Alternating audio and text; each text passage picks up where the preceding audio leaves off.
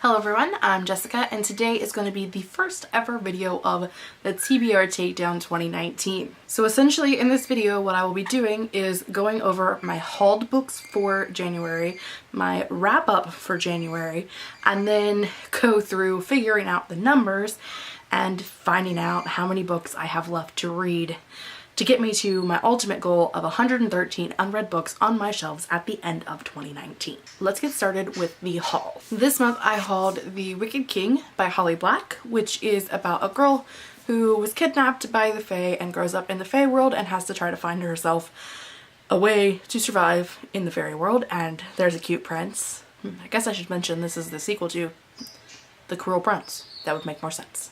Next is The Vanishing Star by Maureen Johnson. This is the follow-up to last year's Truly Devious, and it follows a girl who is a true crime aficionado who goes to a school that focuses on people with special kinds of talents.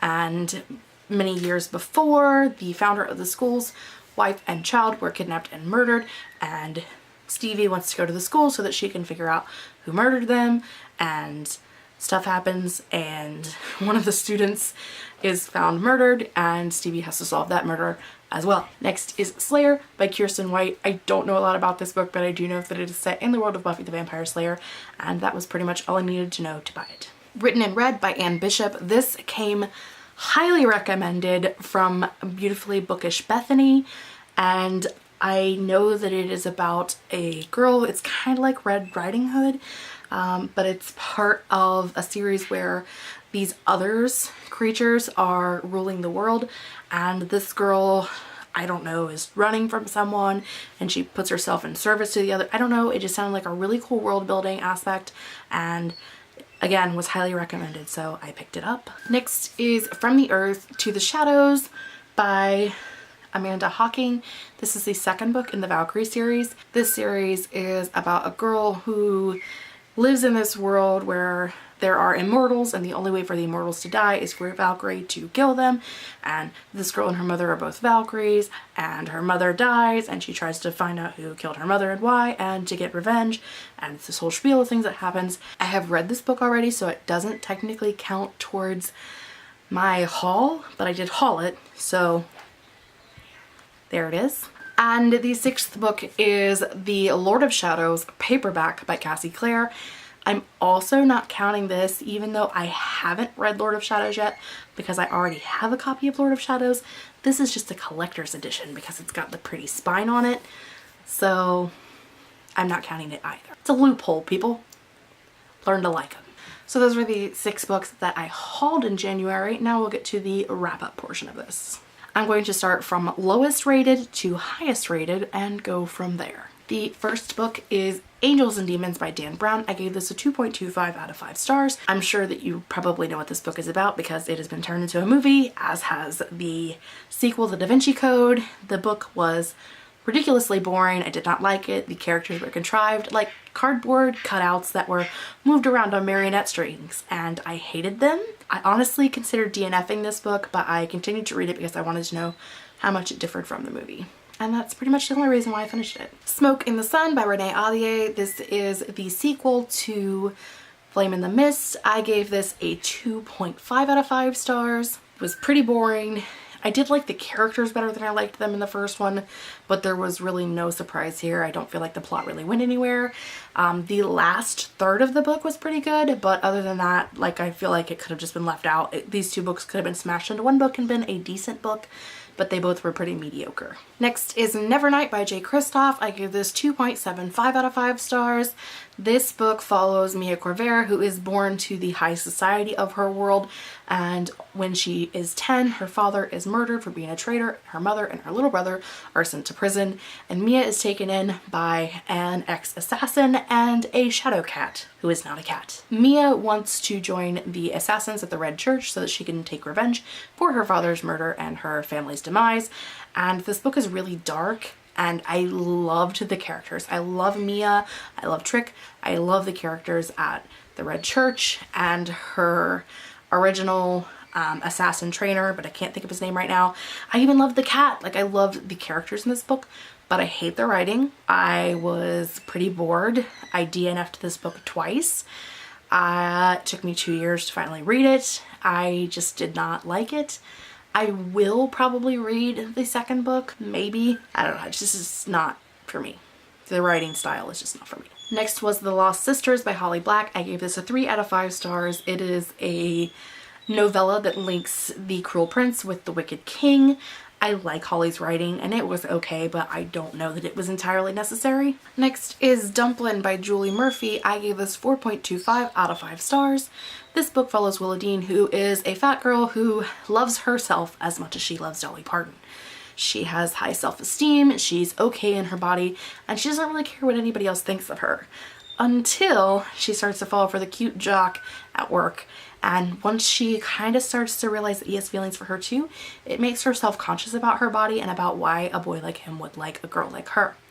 In order to gain more self-confidence, Willowdean joins the local beauty pageant that her mother runs, and her mother won back in her own day.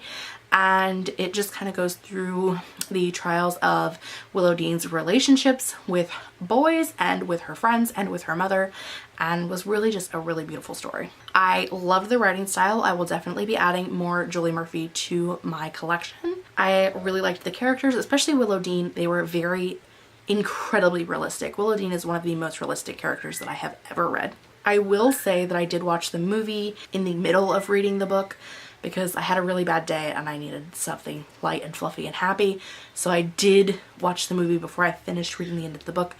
But what kept this book from being a 5-star book for me is that it focused so heavily on the love triangle and not heavily enough on Willowdean's relationship with her girlfriends and with her mom. If it had focused more on the friendships and her familial relationship versus the dumpster fire of a love triangle, I would have enjoyed it a lot more.